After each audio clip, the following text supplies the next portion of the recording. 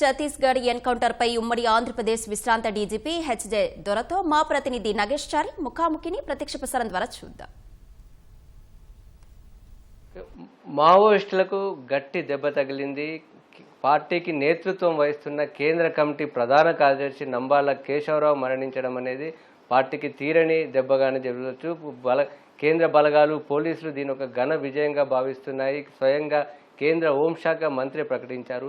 ఈ నేపథ్యంలో అసలు ఈ ఎన్కౌంటర్ తర్వాత మావోయిస్టు పార్టీ పరిస్థితి ఏంటి? గతంలో ఒకప్పుడు ఉన్నటువంటి మావోయిస్టు పార్టీ ఇలా తమ నాయకుడిని కూడా కాపాడుకోలేని స్థితిలో ఎందుకు ఇలా మారిపోయింది? మొత్తం మీద వీటన్నిటికి సంబంధించిన అంశాలపైన మనతో మాట్లాడేందుకు రిటైర్డ్ డీజీపీ హెచ్జే దొర గారు ఉన్నారు. దొర గారు ఉమ్మడి ఆంధ్రప్రదేశ్ సమయంలో డీజీపీగా చేసినప్పుడు మావోయిస్టు పార్టీతో అప్పుడున్నటువంటి కార్యకలాపాలు కూడా చాలా విస్తృతంగా ఉండేవి. వాటి ఎదుర్కోవడంలో చాలా క్రియాశీలక పాత్ర పోషించారు. పార్టీకి సంబంధించిన అనేక అంశాలపైన చాలా అవగాహన ఉంది.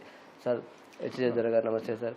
ఈరోజు జరిగిన ఎన్కౌంటర్ అంటే నంబాల కేశవరావు ఎన్కౌంటర్లో మరణించారు. అంటే దీన్ని ఎలా చూడాలి సార్? అంటే పార్టీ మావోయిస్టు పార్టీలో అసలు ఈ పరిణామాన్ని ఎలా చూడవచ్చు సార్ మొత్తం మీద? అంటే ఈ మధ్యకాలంలో అంటే గత 1 year చూసుకుంటే ఛత్తీస్గఢ్లో చాలా దెబ్బలు తింటున్నారు పార్టీ. అంటే వాళ్ళ ట్రైనింగ్ ఇంప్రూవ్ చేసుకొని సిఆర్పిఎఫ్ బలగాలు, ఛత్తీస్గఢ్ పోలీసులు, వాళ్ళ లీడర్షిప్ అన్నింటిలో కూడా చాలా మార్పు వచ్చింది. సో వరుసగా చాలా ఎన్కౌంటర్స్ అవుతున్నాయి.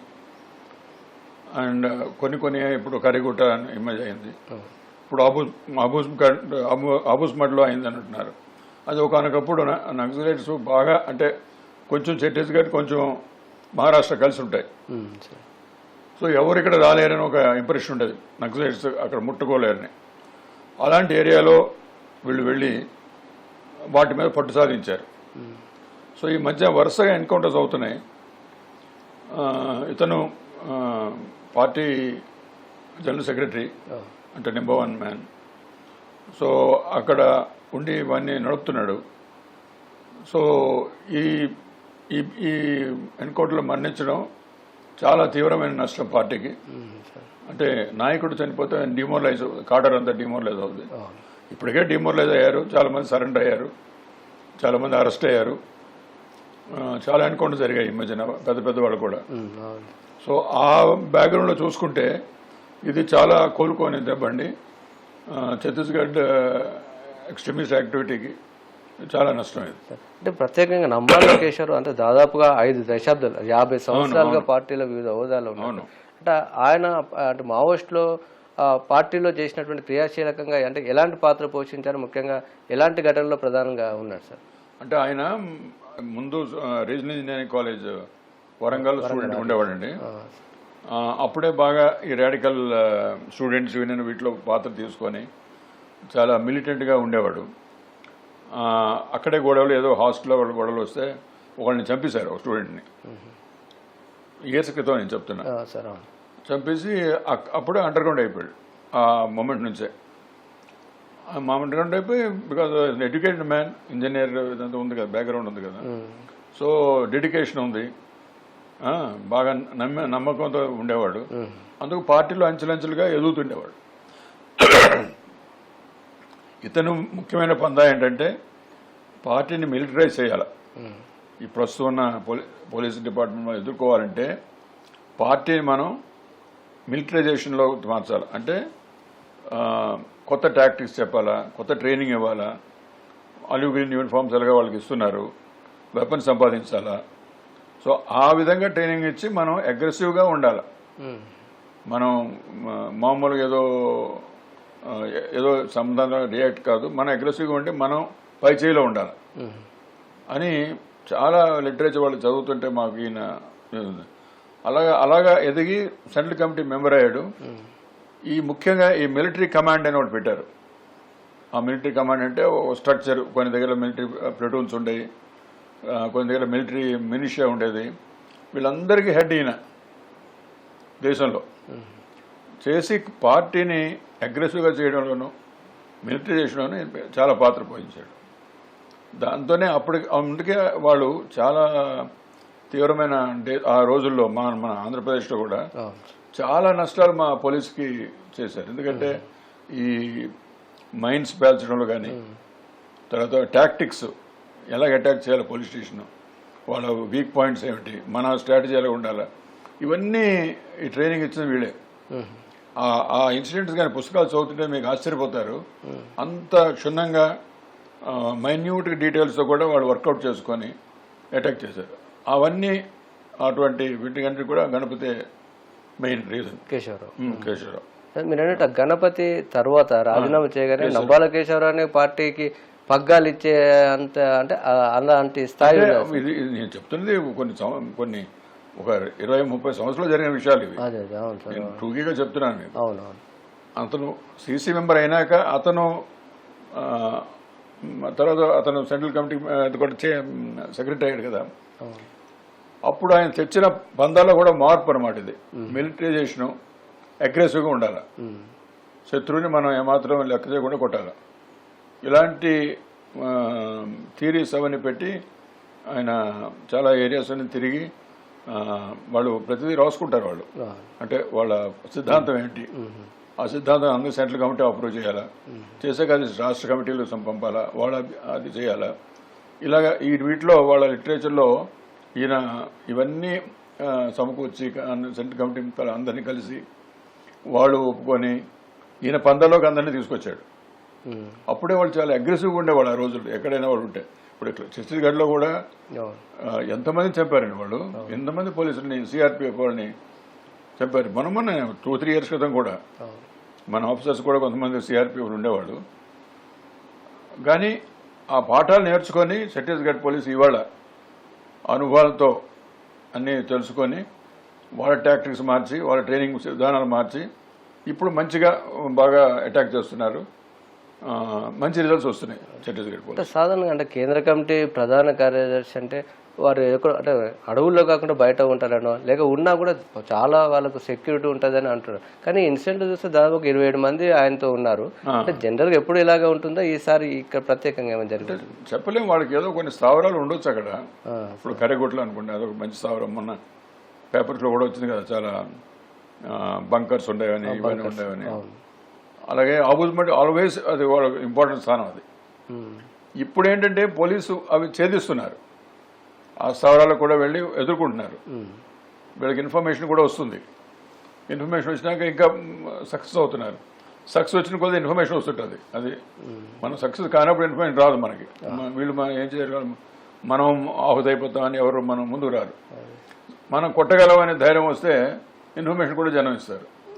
తర్వాత వీళ్ళు ఈ మిలిటరైజేషన్ వీటి వల్ల ఏమైందంటే, నేను చూసింది ప్రజలతో సంబంధాలు తగ్గిపోయాయి. ప్రజల్లో వీళ్ళకి మనన ఉందా, ప్రజలు సుఖంగా ఉన్నారా వీళ్ళ దీంట్లో అన్ని చూస్తే, మనం స్టడీ చేస్తే వాళ్ళు భయంతో ఉన్నారు. వీళ్ళు ఎక్కడున్నా వాళ్ళు ఏదో క్షేమంగా ఉన్నారు, మాకు మా పార్టీ ఉంటే మాకు హాయిగా ఉంది, మా పనులు మాకు చేసుకుంటున్నాం, మా గవర్నమెంట్ అలాంటి మూడ్లో లేరు వాళ్ళు. ఎందుకంటే గవర్నమెంట్ ఇప్పుడు అనేక పనులు చేస్తున్నారు, యాంటీ పావర్టీ ప్రోగ్రామ్స్, సామాన్య మానవుడికి అనేకం చేస్తున్నారు కదా. అవన్నీ ఆగిపోతుంటే దానికి కారణం వీళ్ళే కదా. తర్వాత వీళ్ళ వల్ల ఎప్పటికప్పుడే ఎన్కౌంటర్స్ ఎక్కడో ఇది అదొక ఒక మానవులు కోరుకుంది మంచిగా లా అండ్ ఆర్డర్ శుభ్రంగా ఉండాలా, ప్రశాంతంగా ఉండాలా, మన పనులు మనం చేసుకోవాలన్నట్టు అది పోతుంది. మరి వీళ్ళు ప్రజలతో అంత దగ్గరగా ఉండి వాళ్ళని వీళ్ళ సిద్ధాంతాల్లోకి మార్చి వాళ్ళ సపోర్ట్ బేస్ అనేది ఉంటుంది ఏ పొలిటికల్ పార్టీ కానీ. ఆ బేస్ రాను తగ్గిపోయింది. మొదట్లో శ్రీకాకుళంలో అక్కడ ఈ సాయుధ పోరాటం జరిగినప్పుడు, అంటే 67, 68, 69లో 1969 అప్పుడు మన ట్రైబల్ ఏరియాస్ కానీ తీసుకోండి, ప్లేన్ ఏరియాస్ తీసుకోండి, చాలామంది జనం సపోర్ట్ ఉంటుంది వాళ్ళకి. ఎందుకంటే బాగా చదువుకొని వచ్చారు, వీళ్ళు ఏదో మంచి చేస్తారు, మనకు మంచి జరుగుతుంది అనే సపోర్ట్ చాలా ఉండేది. రాను ఈ మిలిటరైజేషన్ అయిపోయినాక ఆ సపోర్ట్ పోయింది. ఎక్కడ హత్యలే, ఎక్కడ ఇదే. తర్వాత ఇప్పుడు మనం గన్ ఇచ్చినప్పుడు వాడు అధికారం వాడికి కూడా ఉంటుంది కదండి. సో ఆర్డినరీ కార్డర్ కూడా వాడికి ఒక గన్ ఇచ్చినప్పుడు ఆ గ్రామంలో ఒక అధికారం ఉంటుంది వాడికి. అది సద్వినియోగం చేసుకోవాలి కదా వాళ్ళు కూడా. వాళ్ళదని మిస్యూజ్ చేసుకోవడం, వాళ్ళు కొన్ని అగాత్యాలు చేయడం, దాంతో ప్రజలకు ఏంటంటే ఇది ఒక శనిలా దాపరించింది మన ఏరియాకి అనేది ఒక ఫీలింగ్ జనంలో. ఈవెన్ మన నార్త్ తెలంగాణ ఇక్కడ చూస్తే కూడా ఆ టైంలో ప్రజల సపోర్టు వాళ్ళు ఉండుంటే మనం అంత ఈజీగా మనం వాళ్ళని కొట్టలేము. ప్రజల సపోర్ట్ లేదు కనుక ప్రజలు కూడా విసిగిపోయారు కనుక ఇన్ని సంవత్సరాల నుంచి. ఇప్పుడు చూడండి, మీరు ఎక్కడ చూసినా తెలంగాణలో హాయిగా మంచి రోడ్లు వేసుకుంటున్నారు, మంచి డెవలప్మెంట్ ఉంది, ఎన్నో ఇండస్ట్రీస్ వస్తున్నాయి. హైదరాబాద్ చుట్టూ ఎంత డెవలప్ అయిందో మీకు తెలుసు కదా. ఇవన్నీ ఏంటంటే ఒక ప్రశాంతమైన వాతావరణం ఉంటే ఇవన్నీ. So people are happy. కష్టపడేవాడికి ప్రతివాడికి ఏదో పని దొరుకుతుంది. అది లేదు మాకు వీళ్ళ వల్ల అని జనంలో ఇక్కడ వచ్చింది. ఛత్తీస్గఢ్ ఆ ప్రాంతంలో కూడా అది ఉంది. సో ఇప్పుడు మంచి నాయకత్వంతో మంచి ట్రైనింగ్తో ఎప్పుడైతే వాళ్ళు వరుసగా ఎన్కౌంటర్ చేస్తున్నారో పార్టీ బాగా వీక్ అయిపోయింది. చాలామంది సరెండర్ అయిపోయారు, చాలామంది అరెస్ట్ అయిపోయారు. సో సెక్రటరీ అయినా మరి అయినా అక్కడే ఉండాలి కదా, మరి ఆ ఫీల్డ్ ఏరియాలో ఉండాలి ఆయన. కొన్నాళ్ళు అప్పుడు కలకట్టా ఎక్కడ ఉన్నారు, అక్కడికి వెళ్ళారు కొన్నాళ్ళు, 1 or 2 years. బట్ మళ్ళీ వచ్చారు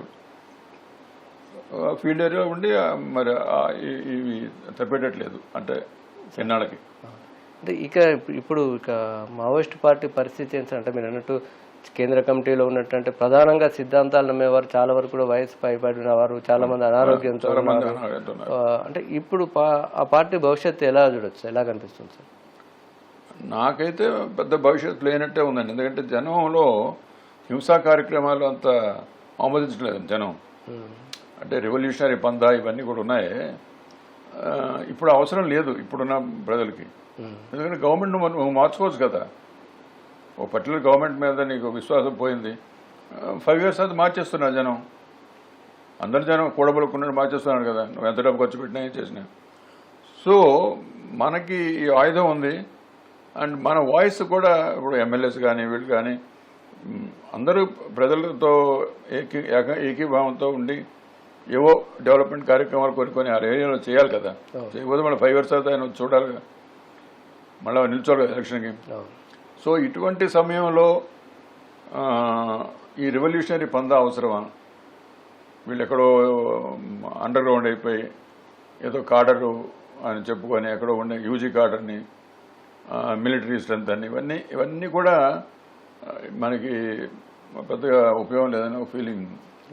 అంటే మొత్తం మీద అంటే ఇప్పుడు అంటే మీకున్న అంచనా ప్రకారం ఒకప్పుడైతే దేశవ్యాప్తంగా కనిపించేది అంత. ఇప్పుడు కొన్ని రాష్ట్రాల్లో మాత్రం అంటే అబూజ్మర్ లాంటి, ఛత్తీస్గఢ్ లాంటి దాంట్లో చాలా కనిపిస్తుంది. అంటే మొత్తం మీద చూస్తున్నట్లయితే అంటే క్యాడర్ పరంగా ఎంతవరకు ఉండే అవకాశం ఉంటుంది? అంటే ఏ రాష్ట్రాల్లో బలంగా ఉన్నట్టు? ఇప్పుడు లేదండి, ఛత్తీస్గఢ్ పోయింది కదండి. ఇప్పుడు ఛత్తీస్గఢ్ పోయింది. మహారాష్ట్రలో 1-2 జిల్లాలు ఉండే, అది కూడా తగ్గిపోయింది పూర్తిగా. ఒరిస్సాలో కూడా కొంత తగ్గింది ఇప్పుడు, అది కూడా ఎక్కువ లేదు. ఈ ఒరిస్సా నెక్స్ట్ ఏఓపీ అని ఆంధ్ర ఒరిస్సా బోర్డర్ జోన్ అని పెట్టారు, విశాఖపట్నం అవన్నీ ఆ జిల్లాలో. అది కాకుండా ఒరిస్సా కొంత ఉండేది. బట్ అక్కడ ఈ మధ్యకాలంలో కొంచెం ప్రాబల్యం తగ్గింది వాళ్ళకి కూడా. ఎందుకంటే డెవలప్మెంట్ యాక్టివిటీస్ గవర్నమెంట్ చేస్తున్నారు కదా, గవర్నమెంట్లు మారుతున్నాయి కదా. సో ఎవరైనా ఒకళ్ళు అన్పాపులర్ అయితే వాళ్ళని తీసేస్తున్నారు కదా ఓట్లు. నెక్స్ట్ గవర్నమెంట్ వచ్చేదో 4 మంచి పనులు చేస్తున్నారు, 4 డెవలప్మెంట్ వర్క్స్ అవుతున్నాయి. ఒరిస్సాలో కూడా విపరీతమైన డెవలప్మెంట్ జరిగింది కాదు 10-15 సంవత్సరాల్లో. మీరు అన్నప్పుడు అప్పుడు అంటే కేశవరావు చేరిన పరిస్థితులు చూస్తే అప్పుడు ఉన్నటువంటి ఇంజనీరింగ్ కాలేజీలు, అవన్నీ కూడా ఒక అదే భావజాలంతో ఉండేది. అంటే ఇప్పుడు అంటే కొత్తగా రిక్రూట్ అయ్యే పరిస్థితులు ఉన్నాయా సార్? లేవు. అంటే ఇప్పుడు ఏదో గ్రామంలోనూ కుటుంబంలోనూ ఏవో కలహాలు వచ్చి తెలిసి వయసులో అంటే 15-16 సంవత్సరాల్లో జాయిన్ అయిపోవడం రాడికల్ ఇంట్లో ఇలాంటి మూమెంట్స్లో. కానీ అవన్నీ ఇప్పుడు బాగా కుంగిపోయాయి. ఇవి కూడా రిక్రూట్మెంట్ కూడా మీకు పెద్దగా రావటం లేదు. వచ్చిన కూడా వెళ్ళిపోతున్నారు 1-2 సంవత్సరాల తర్వాత. అందుకే ఎన్ని రోజులు నువ్వు అలా తిప్పుతావు వాళ్ళని అడవుల్లో. సో అది జరగనప్పుడు వాళ్ళకి మీతోనే ఉండాలనే పెద్ద ఇది కోరిక ఉండదు. అప్పుడు ఏంటంటే మేమున్న రోజుల్లో రాడికల్ స్టూడెంట్స్ అని ఉండేది, రాడికల్ యూత్ లీగ్ అని ఒకటి ఉండేది. ఇవన్నీ గ్రామాన్న వేళ్ళు పూసుకొని ఉండేవి. వీళ్ళని కంట్రోల్ చేయడమే చాలా, అంటే వాళ్ళు గ్రామంలోనే ఉంటారు, వాళ్ళు they not underground. Radical youth league అని గ్రామాల్లో రైతులు ఎంత జీతాలు ఇవ్వాలి పని వాళ్ళకి, చాలా హింస పెట్టేవాళ్ళు వాళ్ళు. అలాగే రాడికల్ స్టూడెంట్స్ కానీ కాలేజీలో అట్లా ఉండేవాళ్ళు.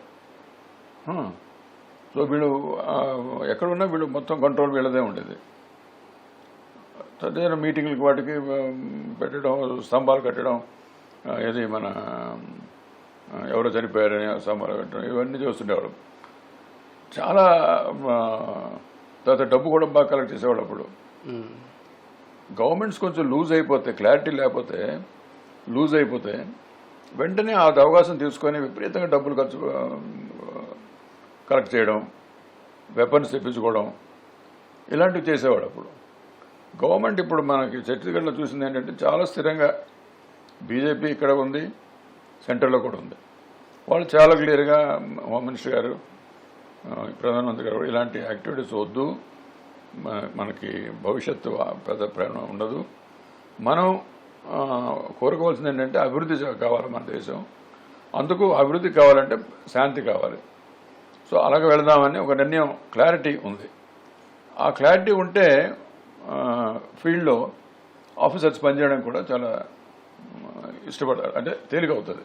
అవును, అంటే మీరు ఉన్నప్పటికీ ఇప్పటికీ పోలీసుల పరంగా కూడా ఇటు ఇంటెలిజెన్స్ కానీ, టెక్నాలజీ కానీ, పోలీసులకు ఉన్న వెపన్ కానీ అవన్నీ కూడా పెరుగుతున్నాయి. మీరు అన్నట్టు మరోవైపు మావోయిస్టులకు అవన్నీ కూడా దూరం అవుతున్నాయి. ఇవన్నీ కూడా ఒక ఈ స్థితికి రావడానికి కారణమే. అందుకు ఫ్యూచర్ నేను పెద్ద అయితే నాకు పెద్ద సార్ మొత్తం మీద అంటే ఇప్పుడు కేంద్ర ప్రభుత్వం ఆపరేషన్ కగార్ పేరుతో ఎలిమినేషన్ మావోయిజం పేరుతో చాలా స్పష్టమైన ప్రకటనతో పోతున్నారు. వచ్చే ఏడాది మార్చి ఆఖరి నాటికి అసలు దేశంలో మావోయిజమే ఉండదని కేంద్ర హోంమంత్రి చెప్తున్నారు. అంటే అది ప్రాక్టికల్ గా సాధ్యం అవుతుందా సార్? ఆ దిశగా కనిపిస్తుంది. ఏదో ఒక చిన్న ఎలిమెంట్ ఉంటే ఉండొచ్చు, కానీ ఎఫెక్టివ్ గా ఉండదు. అది ఏదో ఎక్కడో ఒక స్టేట్మెంట్ ఎవడో ఇవ్వచ్చు అండర్ గ్రౌండ్ లీడరు, బట్ ఇంత గ్రూప్ గా, ఇంత ఎఫెక్టివ్ గా, ఇన్ని వెపన్స్ తోనూ ఇంత తిరగడం అవన్నీ బాగా తగ్గిపోతాయండి మెదట. యాజ్ ఇట్ ఈస్ మనకు కనిపిస్తుంది కదా ఛత్తీస్గఢ్లో. సో మహారాష్ట్రలో కూడా అలాగే, ఇంకా అది 2 జిల్లాల్లో ఉండేది, అది కూడా పోతుంది. సో నా ఉద్దేశం చాలా మట్టుకు మనకి అంటే ఇంత అభివృద్ధి చేసి ఇంత చేసినా కూడా మనం ఏం సాధించాం అనే ఒక ఆలోచన వస్తుంది కదా వీళ్ళకి కూడా. అందులో ఉండి బయటకు వచ్చిన వాళ్ళు కూడా ఉన్నారు కదా, వాళ్ళు తిరుగుతున్నారు. ఇప్పుడు వాళ్ళని మనం అప్పుడే ఆ రోజుల్లోనే మేము సరెండర్ పాలసీ అని పెట్టాం. మన ఎన్కౌంటర్స్ పెరిగినాక చాలామంది సరెండర్ అయిపోవడానికి రెడీగా ఉన్నారు. అప్పుడు సరెండర్ పాలసీ అని ఒకటి పెట్టాం. అంటే మీరు బయటకు వస్తే మీకు ఏ విధమైన ఏంటి కష్టం పెట్టాం, మేము కేసులు కూడా తీసేశారు, కష్టమే పెట్టాం.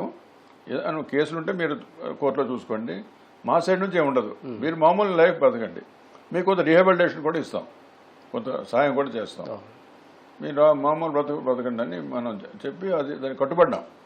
గవర్నమెంట్ పాలసీ అది. సో దానివల్ల కూడా చాలామంది అప్పుడు బయటకు వచ్చారు మూమెంట్ నుంచి. సో రెవల్యూషనరీ మూమెంట్లో కాడర్ మీకు లేనప్పుడు, వాళ్ళు బయటకు వచ్చినప్పుడు మూమెంట్ ఎలా కుదురుతుందండి? అంటే మీరు ఏంటంటే మొత్తం మీద ప్రభుత్వం చాలా స్పష్టమైన వైఖరితో ఉంది. అంటే ఈ దాదాపు ఒక 6 నెలల్లో దాదాపు 100 మంది మావోయిస్టులు చనిపోయారు. అంటే ఇంత హింస అవసరమా అనేది ఒక చర్చ కూడా జరుగుతుంది. అదే మావోయిస్టులు కూడా శాంతి చర్చలు జరపాలని కోరుకుంటున్నారు. అంటే ఎవరితో లీడర్స్ అయిపోయారు ఇప్పుడు. ఇవన్నీ కవరప్ అండి, అంతే. శాంతి చర్చలు జరిపే వాళ్ళే జరపచ్చు, ఎవరు దాన్ని వాళ్ళకి వెళ్ళి మాట్లాడమండి. ఇదేదో గ్రూప్ ఇలా వాళ్ళు ఎప్పుడైనా కొంచెం కింద ఉంటారో, ఇది ఒక వేదిక మీద ఇలా మాట్లాడుతుంటారు. అదే ఒక 20 మంది 30 మంది ఛత్తీస్గఢ్ పోలీసులు చనిపోయారు, అప్పుడు మరి శాంతి చేయాలా, ఇలా తప్పు ఇది అని ఎందుకు చెప్పరు వీళ్ళు? అప్పుడు అది కరెక్ట్ అన్నట్టు ఉంటారు. అప్పుడు ఏమీ ఇలాంటి హింస తప్పు, మీరు గవర్నమెంట్తో మాట్లాడుకోండి, ఎందుకు ఇలాంటి హింస చేస్తారు, ఎందుకు మామూలు అని చంపేస్తారు అని చెప్పరు వీళ్ళు. మేము కొంచెం పైన ఆధిపత్యం వచ్చేటప్పటికి, వాళ్ళు మూమెంట్ తగ్గినప్పటికీ వెంటనే ఈ కగారు ఆపేయాలి, శాంతి చర్చలు చేయాలి. అంటే ఎవరితో చేస్తావు, ఎవరు నీకు వస్తున్నారు ఇప్పుడు శాంతి, దాని పర్యవసనాలు ఏమిటి? ఇవన్నీ ఎన్నుకున్న ప్రభుత్వం, పాలించిన ప్రభుత్వం ఉండాలి కదండి. మీరేదో అడ్వైజ్ లాగా లేదో దీనికి ఇస్తారు, మనకి క్రెడిబిలిటీ ఉంటే వింటారు అవతల వాళ్ళు. క్రెడిబిలిటీ మనకేముంది? ఇండివిజువల్గా వాళ్ళు అందరూ మంచివాళ్ళే, వాళ్ళకు వ్యక్తులు నేను అంటలేదు, అందులో చాలామంది తెలిసిన వాళ్ళు కూడా ఉన్నారు. కానీ ఆ సందర్భం బట్టి ఆయన అలా మాట్లాడుతుంటే ఏంటి సడన్గా వీళ్ళకి ఇప్పుడు శాంతి గురించి ఆలోచించున్నారు? అంతమంది వాళ్ళు చేసిన అట్రాసిటీస్, పోలీస్ స్టేషన్ అటాక్ చేశారు, మైన్స్లో ఎంతోమంది చంపేశారు. మరి అప్పుడేమి వీళ్ళు ఎందుకు కండెమ్ చేయలేదు? ఈ పద్ధతి తప్పది. మీరు అన్నట్టు అప్పుడైనా హింసే, ఇప్పుడైనా హింసే. వారు చేశారని వీరు చేశారు అని కాకుండా, అంటే కేవలం ఎన్కౌంటర్లు, అరెస్టులు, లొంగుబాటులు కాకుండా వేరే దీనికి ప్రత్యామ్నాయంగా ఈ సమస్యకు పరిష్కరించే మార్గం లేదు. ఎందుకంటే వాళ్ళు ఎన్నుకున్నారు కనుక ఆ మార్గం. వాళ్ళ మార్గం ఎన్నుకోకుండా మహాత్మా గాంధీ లాగా నాన్ కోఆపరేషను ఇలాంటి ఏదైనా పీస్ఫుల్ మార్గాలు అయితే మనం కూడా అనవసరం. ప్రభుత్వం కూడా ఆ లైన్లోనే వెళ్ళేది. వాళ్ళు ఎంచుకొని మిలిటరైజేషన్ చేయాలా, ఈ స్ట్రాటజీస్ వర్కౌట్ చేయాలా, మిలిటరైజేషన్తోనే ముందుకెళ్తాం, వెపన్స్ సంపాదించాలా, యూనిఫామ్ సంపాదించాలా అని ఇంత పెద్ద కార్యక్రమం పెట్టుకొని ఇంత డబ్బు ఖర్చు పెట్టి ఇంత మూవ్మెంట్ తయారు చేసినప్పుడు నువ్వు ఏం మాట్లాడతావు? వాళ్ళు ఎందుకు వింటారు మీ మాట? ఓకే. సో ఇది మొత్తం మీద అంటే ఇటు శాంతి భద్రతల సమస్యగానే ఉంటుంది సార్. సామాజిక, రాజకీయ, ఆర్థిక ఆ కోణంలో చూస్తే దీనికి పరిష్కారం దొరకదు. గవర్నమెంట్ ఇప్పటికే చాలా చేస్తున్నారండి. సామాజికం అంటే సామాజికం ఎన్ని చేస్తున్నారు గవర్నమెంట్ ఇప్పుడు? తెలంగాణ గవర్నమెంట్ తీసుకోండి, ఆంధ్ర, మన చుట్టుపక్కల రాష్ట్రాలు తీసుకోండి. మరి ఎంతకంటే సామాజిక న్యాయం ఏముందండి? మరి ఇక నువ్వు ఎవరి గురించి దెబ్బలాడుతున్నావు నువ్వు? అసలు మీలో ఎంతమంది ఎక్స్పర్ట్ చేస్తున్నారు? మీలో ఎక్కడ సామాజిక న్యాయం ఉంది? మార్క్సిస్ట్ పార్టీ వాళ్ళని మేము అడిగేవాళ్ళం. మీలో ఎంతమంది డిఎస్యు మన స్టూడెంట్ ప్రెసిడెంట్స్ ఉన్నారు? ఎంతమందిని మీరు బ్యాక్వర్డ్ క్లాస్ వాళ్ళకి ఇచ్చారు? మీరు ఇవ్వలేదు. సో సామాజిక న్యాయం అంటే పాత రోజుల్లో అది కరెక్ట్, మీరు అన్నది 40-50 years క్రితం కరెక్టే. ఇప్పుడు మారిపోయిందండి. ఇప్పుడు ప్రజలు మారిపోయారు, జనము కష్టపడ్డారు, ఎంతోమంది పైకి వచ్చారు, ఎంతోమంది కాంట్రాక్ట్ చేసుకుంటున్నారు, ఎంతోమంది ఉద్యోగాలు చేసుకుంటున్నారు, పెద్ద కంపెనీలు వచ్చాయి. ఇవన్నీ మన గవర్నమెంట్ రిక్రూట్మెంట్లో వాటిలో ఎంతో పారదర్శకత ఉంది ఇప్పుడు.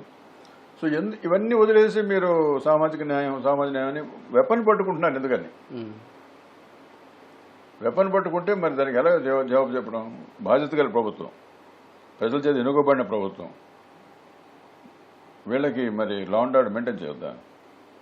సో వారు లొంగిపోయి జీవన సవంతులు కలిస్తేనే చాలా సంతోషం. అంతే, సమస్య అది కలుస్తారని కూడా నాకు ఆశ ఉంది. ఆ మిగిలిన వాళ్ళు రాను ఎక్కువ మంది ఇంకా వెళ్ళరని కూడా ఒక ఆశ ఉంది. దానివల్ల ఇప్పుడు ఏమి కూడా ఉన్నాయి తెలంగాణలో. అప్పుడు మమ్మల్ని ఏదో వాళ్ళని కొడుతుంటే ఏదో అనేవాడు, మమ్మల్ని ఏదో మేము ప్రాబ్లం క్రియేట్ చేసినట్టు. ఇప్పుడు మరి ఎందుకు ఇంత శాంతిగా ఉంది తెలంగాణలో? ఏం గొడవలు లేవే, కొట్లాట్లు లేవే, ఎన్కౌంటర్స్ లేవే. ఎందుకంటే వాళ్ళు లేరు కనుక. అంటే వాళ్ళు ఒక సిద్ధాంతాన్ని నమ్మి ఒక మిలిటరైజేషన్ చేసి వెపన్ పట్టుకుని మన మీదకి వచ్చినప్పుడు సాయుధ బలగాలతో సాయుధ పోరాటం అంటాడు అది. మరి గవర్నమెంట్ రెస్పాన్స్ ఎలా ఉండాలి అని అది. Thank you sir. Thank you అండి. ఇది అంటే మావోయిస్టు పార్టీ పరిస్థితి పైన, భవిష్యత్ పరిణామాలపైన దొరగారు చెప్తున్న అభిప్రాయాలు. ఇప్పటికైనా మావోయిస్టులు లొంగిపోతేనే ఈ సమస్యకు శాశ్వత పరిష్కారమని హెచ్జే దొరగారు అభిప్రాయపడుతున్నారు.